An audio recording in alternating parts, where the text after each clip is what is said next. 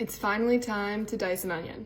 A question I get all the time anytime I post a video with onions is, how do you dice an onion and how do you not cry? There are two sides to an onion. You have the root end and the flowering end, and the root holds the entire onion together, so as you're dicing, you want to keep this intact. First step is to make sure your cutting board is all the way up to the edge of the counter and place your onion.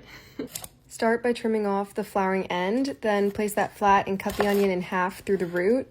Then peel off the outer layer and make sure you get rid of anything that's extra yellow and waxy, not just the papery skin. Optionally, you can trim off that outside part of the root if you want, but make sure you keep the whole thing intact. Then place the onion all the way at the end of the board and make cuts parallel to the board, going about 80 to 90% of the way through the onion, but do not cut all the way through. You want to make these as tall as you want your dices to be, so small, medium, or large. I also realized at this point my board was very slippery, so you can hold your hand parallel.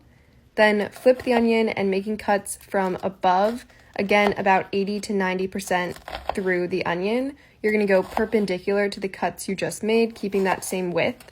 Then flip it one more time and you're ready to go through and dice. Keep all of these cuts the same width so that you end up with cubed pieces, and you can trim around the root, and there you go, you have your final diced onion.